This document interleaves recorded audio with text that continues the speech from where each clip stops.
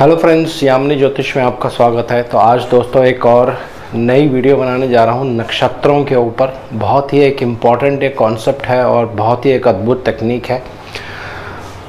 Video आरंभ करने से पहले बहुत बहुत धन्यवाद करना चाहता हूँ उन सबका जो लोग मेरा चैनल सब्सक्राइब कर रहे हैं, और हाथ जोड़कर सबसे विनती करना चाहता हूँ कि ऐसे ही आप मेरी वीडियोस को लाइक करते रहें, शेयर करते रहें अपने फ्रेंड्स, अपने रिलेटिव्स के साथ। और मेरा दूसरा चैनल सीए एस्ट्रोलॉजी, जैसे कि मेरे सब्सक्राइबर्स वहाँ भी धीरे धीरे भी इंक्रीज़ हो रहे हैं, लेकिन उस पर भी ज़्यादा वीडियोस अपलोड नहीं हो रही हैं। आने वाले समय में बहुत सारी वीडियोस उस पर रेगुलर 2-3 दिन में अपलोड्स होंगी। तो आइए वीडियो आरंभ करते हैं। और ये सारी जो वीडियो है अभी आपको मैं सिर्फ ये बताऊंगा कि ये जो कैलकुलेशन पार्ट है, कैलकुलेशन इसमें नहीं है, थोड़ा सा गणित इन्वॉल्वमेंट, गणित थोड़ा सा है इसमें लेकिन ज़्यादा नहीं है। वो बेसिक मैं आपको बताऊंगा। उसके बाद सेकंड हाफ में, वीडियो के सेकंड हाफ में उसमें क्या और देखना रहता है वो बताऊंगा, प्लस नेक्स्ट वीडियोस में कुछ और डिटेल्स इसके बारे में आपको मैं बताऊंगा दोस्तों। तो आइए वीडियो आरंभ करते हैं। देखिए ये एक चार्ट है, और जैसे कि सब लोग जानते हैं कि वैदिक ज्योतिष में 28 नक्षत्र होते हैं। 28 इसलिए क्योंकि उसमें अभिजीत को भी लिया जाता है। तो अभिजीत को अगर मैं निकाल देता हूँ, मोस्टली ये शुभ मुहूर्त या ऐसे किसी शुभ कार्य आपको करने हैं उसके लिए लिया जाता है। तो 27 नक्षत्र हैं। अब हमारे मन में बहुत ये प्रश्न आते हैं, बहुत से लोगों के मन में जिज्ञासा रहती है कि क्या नक्षत्रों का हमारे जीवन में प्रभाव पड़ता है, क्या 27 के 27 नक्षत्र हमारे जीवन पे प्रभाव डालेंगे? जी नहीं, ऐसा नहीं होता है। इसमें एक विधि है जो आज मैं आपको बताने जा रहा हूँ, और वो नक्षत्र जहाँ जहाँ जिस भाव में आएंगे वैसा वैसा प्रभाव वो आपके जीवन पर समय समय पर डालते रहेंगे, जैसे जैसे गोचर चेंज होगा, जैसे जैसे दशाएं चेंज होंगी। तो आइए इसको पहले समझने की कोशिश करते हैं कि ये विधि है क्या। इसके लिए आपको क्या करना है, एक चार्ट सिंपल आपको ड्रॉ कर लेना है, किसी के बारे में भी, जिसके बारे में भी आप ये जानना चाहते हैं। तो ये मेरे अपने ऊपर ही मैं आपको एग्जांपल से बता रहा हूँ। 10 नंबर मेरे लगन में राशि आती है। जिस समय मेरा जन्म हुआ तो मकर लगन 10 नंबर राशि जो है वह उदय हो रही थी। उसके बाद क्रम से आपको ऐसे 11, 12, 1, 2 ये सब लिख लेना है, और इसमें ग्रह नहीं लिखने हैं आपको। दूसरी चीज़ हमें यहाँ पे क्या चाहिए, वो है लगन की डिग्रीज। जी हाँ, लगन कितनी डिग्रीज पे है इसकी बहुत ज़्यादा महत्वता है दोस्तों, और ये बहुत सी प्रेडिक्शंस में काम आता है। गोचर में भी जब इस तरह की कुछ मूवमेंट होती है जो लगन के डिग्रीज के बहुत पास होती है, तो वहाँ पे भी इसका बहुत ज़्यादा काम आता है। लेकिन अभी अपने टॉपिक पे चलते हैं। तो लगन की डिग्रीज मेरी 743 हैं दोस्तों। अब यहाँ पे एक चीज़ आप पहले अच्छे से समझ लीजिए, इसको समझाने का मेरा तात्पर्य क्या है, बताने का तात्पर्य क्या है। ये पहला भाव है दोस्तों, कुंडली का ये पहला भाव है। तो यहाँ पे जो डिग्रीज हैं 743 हैं। तो 743 का मतलब है कि हर भाव के सेंटर पॉइंट में ये 7 डिग्रीज और 43 मिनट ही रहने वाले हैं दोस्तों। ये एक डिफरेंट विधि है, ये दशम लगन सारणी की विधि नहीं है, क्योंकि दशम लगन जो सारणी की विधि होती है उससे भी बहुत सी चीज़ें निकाली जाती हैं, उसमें भी लगन की डिग्रीज यूज़ होती हैं, लेकिन ये एक डिफरेंट टेक्निक है। तो आपको हर भाव की जो डिग्रीज हैं वो 743 ही लेनी है दोस्तों। इसको हर भाव का आप सेंटर पॉइंट भी कह सकते हैं। इस पर पहले भी मेरी एक वीडियो है, वो आप देख सकते हैं। तो अब हमें दूसरे स्टेप में क्या करना है, हमें ये देखना है कि 10 नंबर राशि में कौन से नक्षत्र आएंगे। 10 नंबर राशि यानी मकर राशि होती है, और 7 डिग्री 43 मिनट पर कौन सा नक्षत्र उसमें रूल करेगा दोस्तों।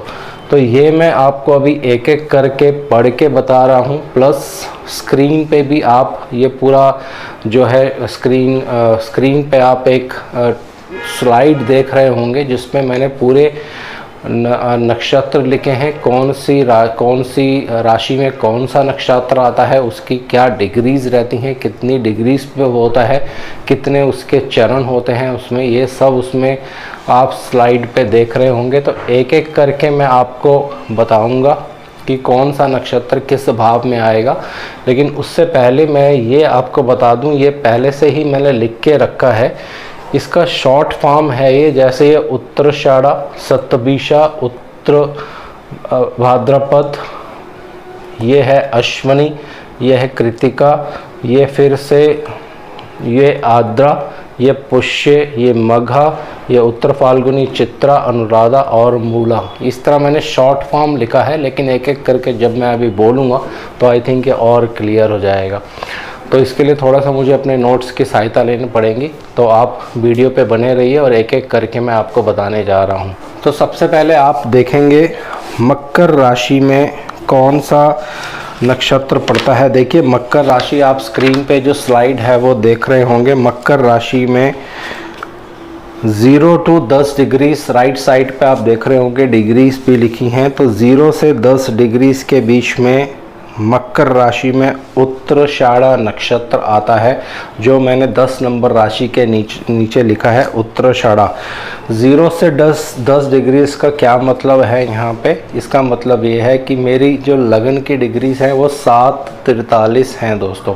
तो 0 से 10 डिग्रीज के बीच में 7 डिग्री 43 मिनट वहीं पड़ने वाले हैं। तो ये उत्तराषाढ़ नक्षत्र में आने वाला है। अब इसमें कौन सा चरण आएगा, इसकी थोड़ी सी कैलकुलेशन होती है। 3 डिग्री 20 मिनट का एक चरण होता है, इस तरह से आप इसको कैलकुलेट कर सकते हैं। ये दूसरे चरण में आएगा, तीसरे चरण में आएगा। ये अभी इसमें कोई रोल प्ले नहीं करता है, जो मेन है वही आपको समझना है। अब हम चलते हैं दूसरे भाव पर, जहाँ 11 नंबर लिखा हुआ है दोस्तों। 11 नंबर मतलब कुंभ राशि। तो आप स्लाइड में देख रहे होंगे, स्क्रीन पे जो स्लाइड आ रही है उसमें एक्वेरियस लिखा है। ये स्लाइड इंग्लिश में है, थोड़ा सा जो लोग हिंदी नहीं जानते हैं तो उसके लिए मैं क्षमा चाहता हूँ। जो लोग इंग्लिश नहीं जानते हैं उनसे मैं थोड़ा सा क्षमा मांगना चाहता हूँ, क्योंकि ये मैंने इंग्लिश में ही बहुत समय पहले ये वीडियो इस पे बनाई थी, तो उसी के ये नोट्स हैं। तो आप देखेंगे 11 नंबर राशि यानी कुंभ राशि में 6 डिग्री 40 मिनट से लेकर 20 डिग्री तक शतभिषा नक्षत्र रहता है। तो हमारे जो लगन की डिग्रीज हैं वो 7:43 हैं। तो दूसरे भाव में भी अगर आप देखेंगे तो मैंने शतभिषा नक्षत्र लिखा हुआ है। तो दूसरे भाव में शतभिषा नक्षत्र आएगा दोस्तों। अब और आगे चलते हैं मीन राशि में, जहां 12 नंबर लिखा हुआ है। तो आप देखेंगे मीन राशि के आगे लिखा है 3 डिग्री 20 मिनट से 16 डिग्री 40 मिनट तक उत्तर भाद्रपद नक्षत्र रहने वाला है दोस्तों। तो ये उत्तर भाद्रपद नक्षत्र मैंने अपने तीसरे भाव में लिख दिया है। अब और आगे चलते हैं मेष राशि में, जहाँ पे 0 डिग्री से लेके 13 डिग्री 20 मिनट तक अश्वनी नक्षत्र रहने वाला है दोस्तों। तो मैंने मेष राशि के आगे अश्वनी लिखा हुआ है छोटा सा। अब चलते हैं वृषभ राशि में, जहां 2 नंबर लिखा है। तो आप देखेंगे वृषभ राशि में भी 0 डिग्री से लेकर 10 डिग्री तक कृतिका नक्षत्र होता है, जो सूर्य देव का नक्षत्र है। अब और आगे चलते हैं 3 नंबर राशि जो मेरे छठे भाव में आ रही है। वहाँ पे आप देखेंगे चार्ट में 6 डिग्री 40 मिनट से लेकर 20 डिग्री तक आद्रा नक्षत्र रहता है, जिसके स्वामी राहु देव हैं। और अब चलते हैं 4 नंबर राशि जो कि कर्क राशि है। वहाँ पे आप देखेंगे चार्ट में 3 डिग्री 20 मिनट से लेकर 16 डिग्री 40 मिनट तक पुष्य नक्षत्र पड़ता है दोस्तों। तो सप्तम भाव में मेरे पुष्य नक्षत्र आएगा। अब चलते हैं सिंह राशि की तरफ। सिंह राशि में आप देखेंगे 0 डिग्री से लेकर 13 डिग्री 20 मिनट तक मघा नक्षत्र रहता है, जिसके स्वामी केतु देव हैं। तो मैंने माँ के नीचे केतु भी लिखा हुआ है ताकि समझने में कोई मुश्किल नहीं हो।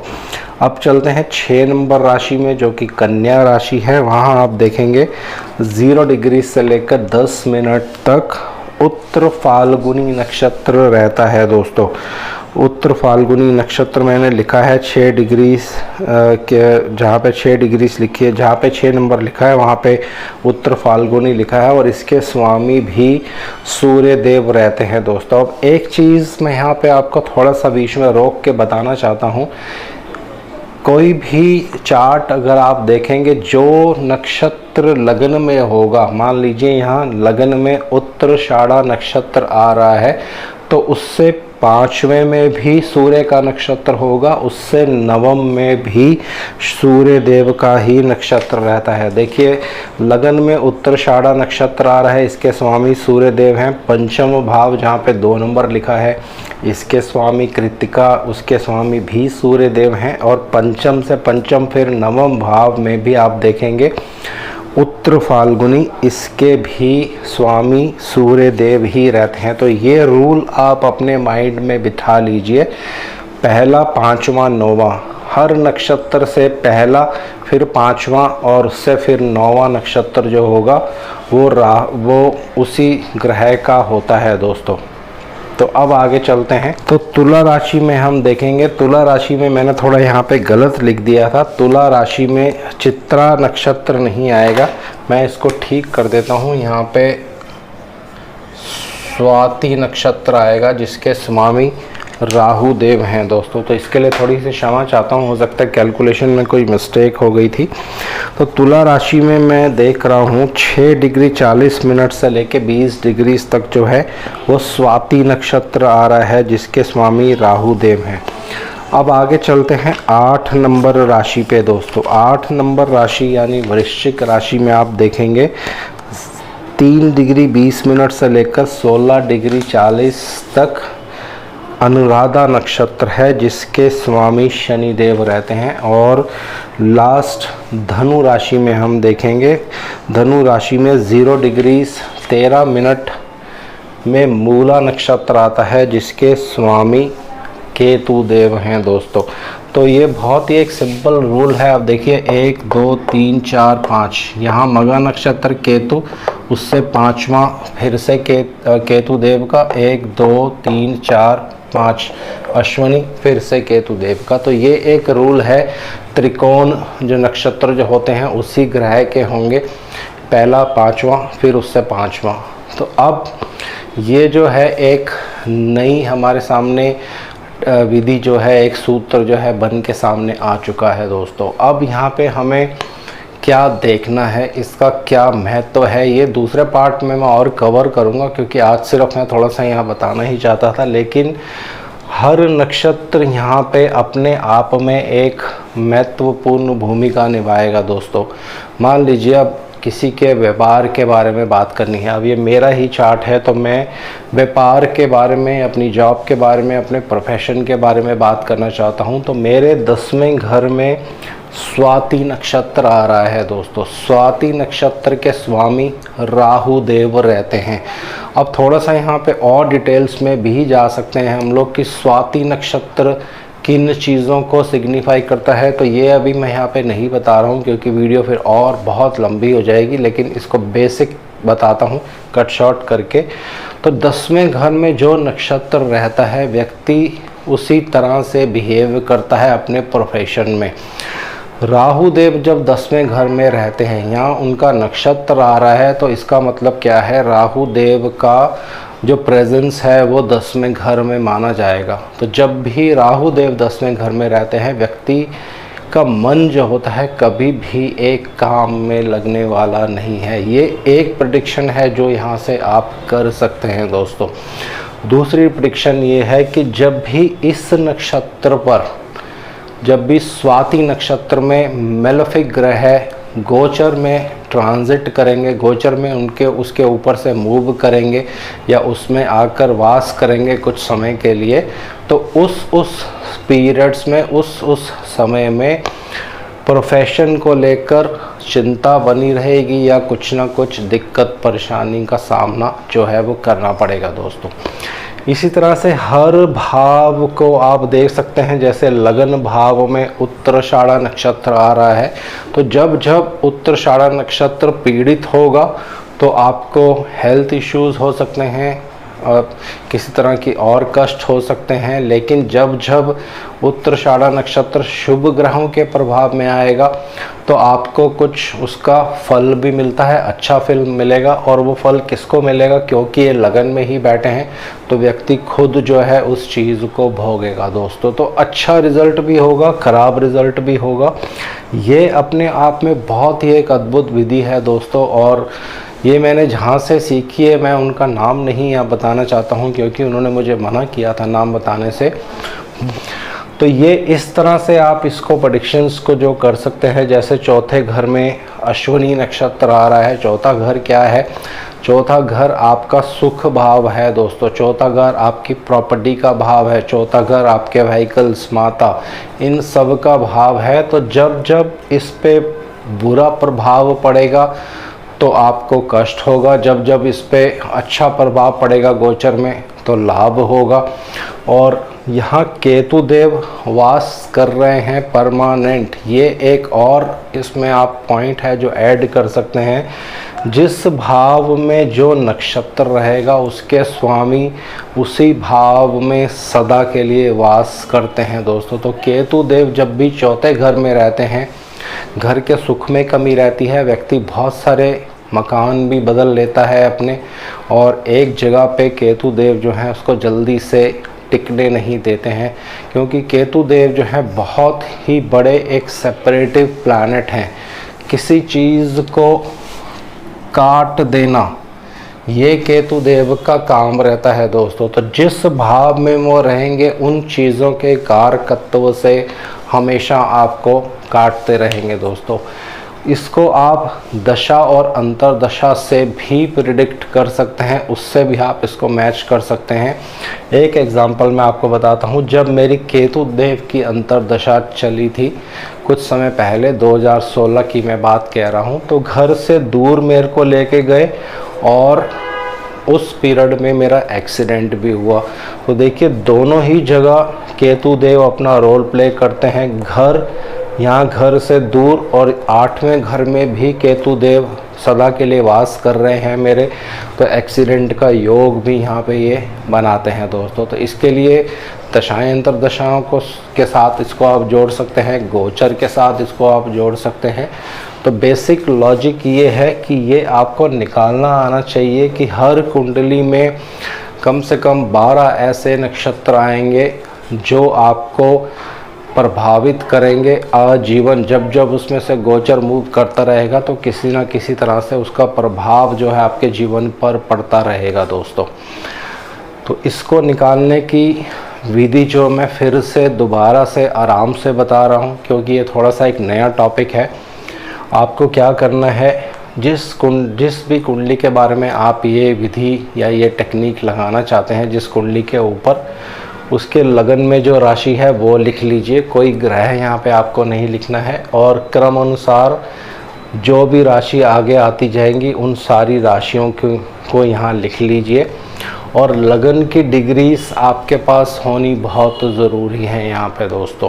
तो इसके लिए क्या है, आपके पास date of birth, time of birth सब होना चाहिए जिस भी व्यक्ति के बारे में आप ये बनाते हैं। लेकिन ये प्रश्न कुंडली में भी काम आती है टेक्निक, ये भी अभी मुझे समय मिलेगा तो इसके ऊपर और मैं एक नई वीडियो भी बना दूंगा कि इसको प्रश्न कुंडली में कैसे यूज़ किया जाता है।